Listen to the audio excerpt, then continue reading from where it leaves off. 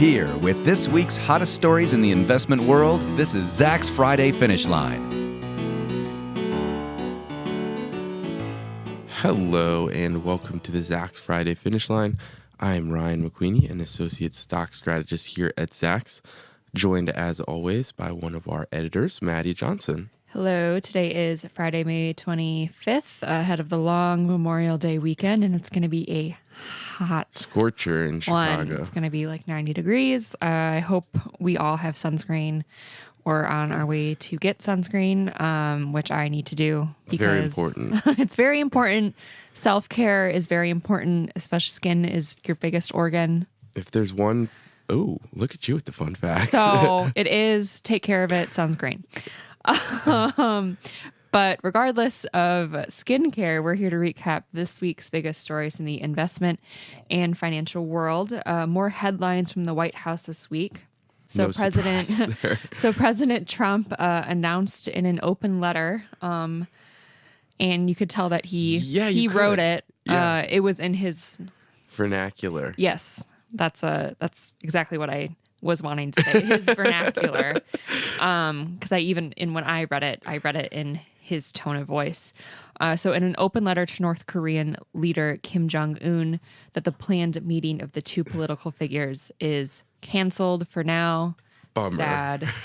Sad times. Yeah. Especially sad for the world, as it could have been legendary. The content that could have came out of that really would have been awesome. But I mean, I think also kind of puts a damper on the optimism around peace in that Korean peninsula. Either way, I don't think when it was initially announced that anyone had a ton of confidence that was going to happen anyway. So we'll see where that goes from here on out. Meanwhile, the Fed revealed plans this week to let inflation run above the target 2% rate for a temporary period. And trade representatives from the U.S. and China reached agreements to stall the so-called trade war between the two economic behemoths. More on that later, but before we get into it, we've got a few more interesting stories emerging out of the final stretch of earnings season. Yeah. So two luxury brands reported this week. They killed it. Yeah. Tiffany & Co. in particular crushed it. I don't know if you watched the royal wedding. Not like much. I did. I got up early at 5:30 last weekend and watched the live stream. It was glorious. All hail our Duchess Meghan of Sussex. Anyway, so like all of the networks like were live streaming, and like when the live stream like ended, they finally could go to commercial. The first advertisement was a Tiffany commercial, a Tiffany advertorial, if you will. There you go. I was like, oh my God. One, they paid big money. Oh yeah. Two, it was like a really good commercial. And I'm like, do I need to go out and buy myself an engagement ring? Like, or like any piece of Tiffany jewelry? Yeah. Well, as it turns out, a lot of people have, men, women, people who don't identify as either, went in to Tiffany stores because comps were up 10% and earnings of $1.14 per share soared past the Zach's consensus estimate of 84 cents and surged 50% year over year. Revenues of $1.03 billion beat consensus estimates of $960.7 million, and this was also up 15% year over year.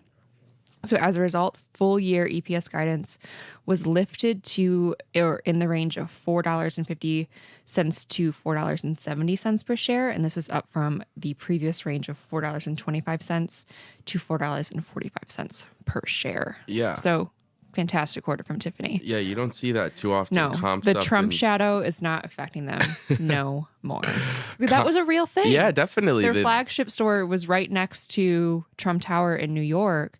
And when he was first inaugurated, the protesters and like was blocked off, and it was literally blocking the entrance to the flagship store, and it was legitimately hurting sales. Yeah, no, isn't that crazy? It's an interesting story. It's just one of those things. Like, what can you do about it? You literally can't do anything. It's just a bad roll of the dice there for Tiffany. But it's not often still that you get a quarter with comps in double-digit.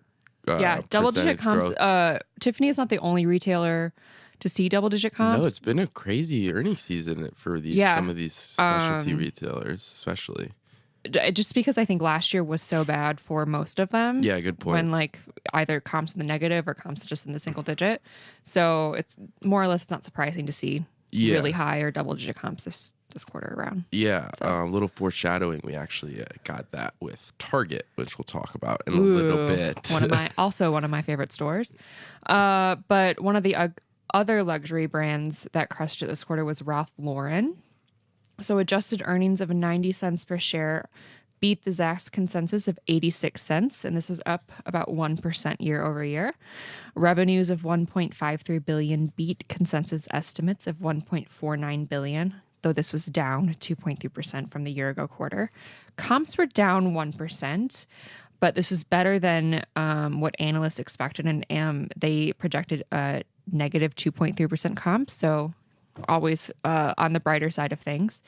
The company moved to pull clothes from department stores and sell at full prices, and these two things helped margins. So the company owns Club Monaco, and I've noticed not necessarily pulling clothes from department stores, but selling at full prices, and not that Club Monaco discounts a lot, but I feel like I've noticed full price styles more and more. Interesting. Yeah. And then that's one where like you recognize the brand because you see it in Macy's and whatnot. You see the polo stuff in right. Macy's, but then they also have like some of their own stores that are polo branded stores as well. So. Like here in Chicago, we have the very nice Ralph Lauren store right at Chicago and Michigan Avenue. One time I went in there, I didn't realize it was like the luxe Ralph Lauren, and I was like, oh, let's see, maybe I can get a polo. Wrong. No. It's like couture. But anyways, but it's a very interesting company for those reasons, because it's an appareler and a retailer, and it has multiple different brands that kind of stretch from reasonably priced but still like kind of a classy type of thing to like actual what's very high end and high sticker prices. So yeah, I mean, they have runway shows every season. Cool. So, and the actresses still wear the designer on the red carpet. So yeah, it definitely stood the test of time. But something to point out is that solid performance from luxury brands is a good sign of the health of the domestic and global economy. So consumers are spending money. Yeah. And spending money on expensive things. Yeah. So that's not that we needed another sign that the global economy is doing good, but here's another one for us. Yeah. So moving on, we hinted at Target, so we'll jump into Target now. The big box retailer posted adjusted earnings of $1.32 per share. That actually missed the Zacks consensus estimate by 6 cents and was below the midpoint of their earlier provided guidance range of $1.25 to $1.45 per share. So disappointing on the bottom line. Revenue was $16.8 billion. That beat our consensus estimate and improved about 3.4% year over year. And then this is getting into that comps kind of comparison that you pointed out. Comparable store sales were up 3%, but this is compared to a 1.3% decline witnessed in the year ago period. So comps growth of 3%, not bad, not super good either. And then especially when you compare to it's being compared to our already weak quarter from last year. Not super exciting there in terms of comps. I will point out comparable digital channel sales did surge 28%. So that's been, a continued growth in the e-commerce side of things. Looking at some of the things we've talked about with Target in the past, which is kind of revamping the stores and kind of rejuvenating the in-store experience, if you will. It concluded 56 remodels, opened 7 new outlets, and launched 3 new brands in the quarter. The company also introduced drive-up service in more than 250 stores and expanded its Target Restock program nationwide. Target also rolled out same-day delivery for more than 700 outlets. Here's all sounds like good news, and probably for the long-term health of the company and kind of the overall trajectory they want to be on. Probably a good sign to see some of those new initiatives picking up progress on the e-commerce side of things, in-store side of things. However, it costs a lot of money to do these things. Yeah. And it takes a chunk out of the bottom line. Gross margin contracted 20 basis points to 29.8%. Operating margin shriveled 90 basis points to just 6.2%. So as it turns out, investing in yourself, investing in the future is what it sounds like in investment. So that costs a little bit of money there. Looking ahead, management now anticipates second quarter comparable sales to be up in the low to mid single digit range, with earnings coming in the range of $1.30 to $1.50 per share. Prior to the report, the Zacks consensus estimate was pegged at $1.34 per share. So that's pretty good earnings guidance compared to previous expectations.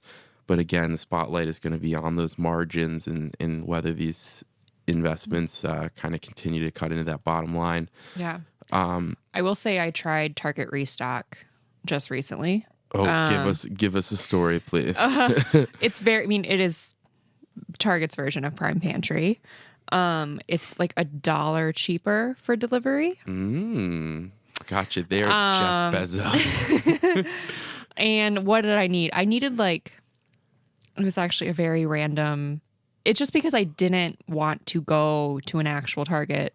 Yeah. For these things, it was like I needed to stock up on cleaning supplies and Brita filters, batteries, paper towels. And with Amazon, you can't get one bottle of Lysol. You have to get your options are a 6-pack. Oh, okay. So I personally do not use Prime Pantry, so I don't know necessarily the user experience there. So with Target, it was much easier because you can get one Sure. of each, whether it's almost like on Amazon's Prime Pantry, it's like shopping at Costco. It's wholesale options. I do not want 6 Lysol disinfectant. Who does? I do not need that. No, unless you're giving it out. I don't have room for that in my apartment, if we're being honest. It's not a great birthday present either to give to people. No. So. So that's why I went with Target Restock, and it was fine. Yeah. A delivery was delayed, but I think it was because of weather, potentially. Interesting. Yeah. But yeah, it was fine. Okay. It all came, together, nothing damaged. A roaring endorsement. You heard it here first. Target Restock, which is now available nationwide, is fine. Is fine.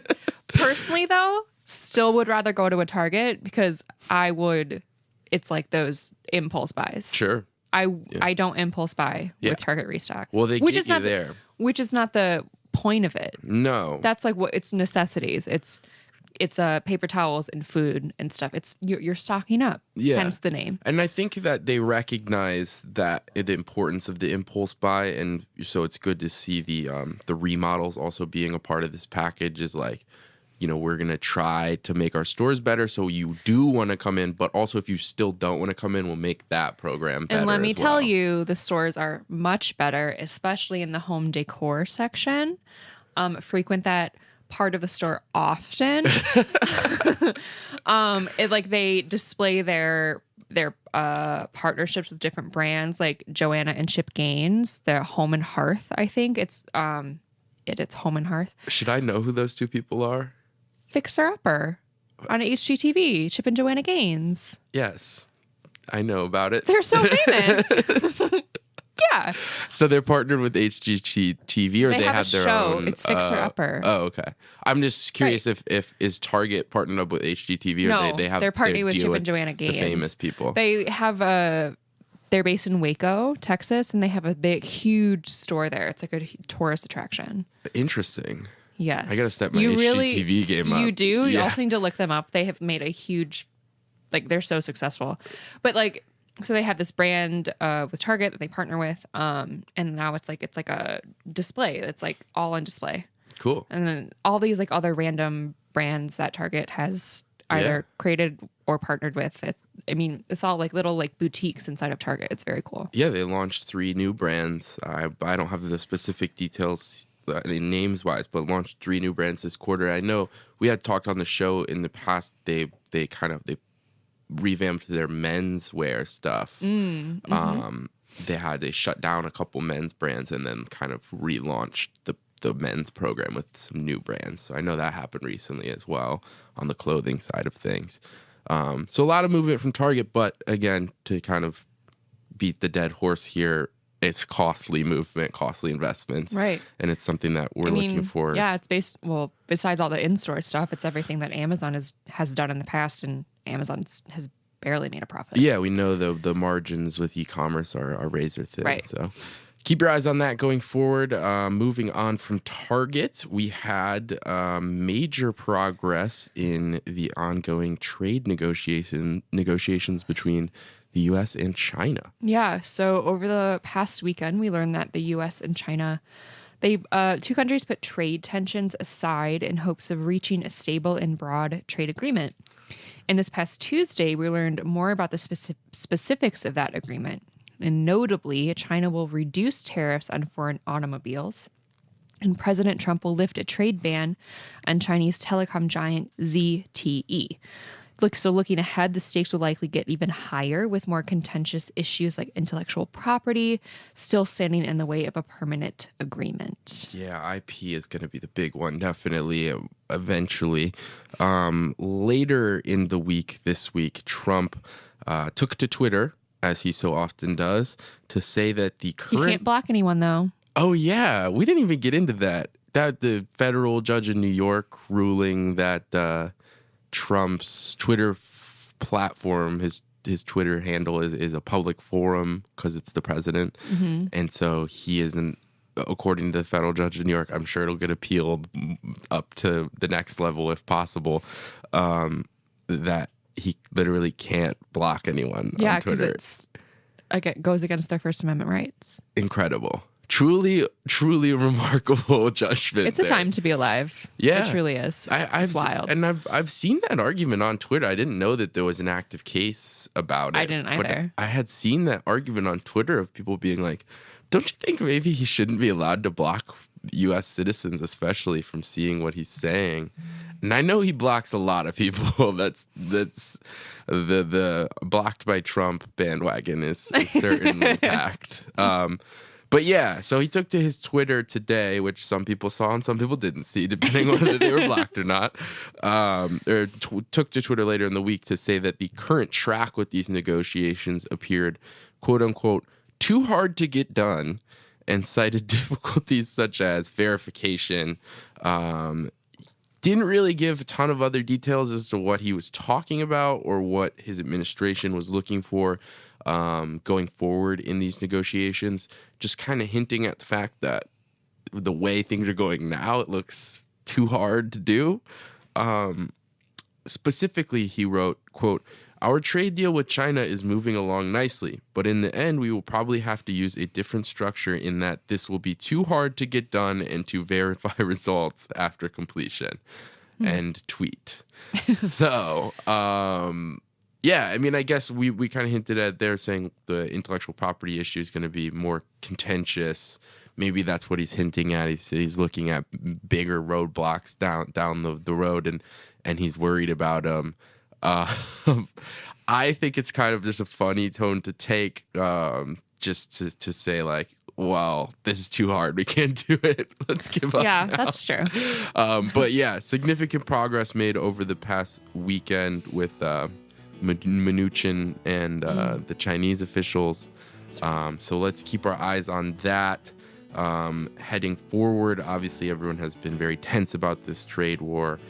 So avoiding it would be very nice. Avoiding most anything that ends with war, I think, is a good idea. Always a good thing. All right, that does it for us this week. Everyone have a very enjoyable and relaxing and hopefully nice weather-filled Memorial Day weekend. We will see you next week. As a reminder, though, shoot us an email at podcast@zax.com if you feel that we missed something or if you want us to cover a different story. You can also check out all of our other exclusive audio content at zax.com/podcasts. Remember to subscribe and leave us a rating on Apple Podcasts. We're also now available on Spotify. Just search Zax Investment Research there, and you should be able to find all of our shows.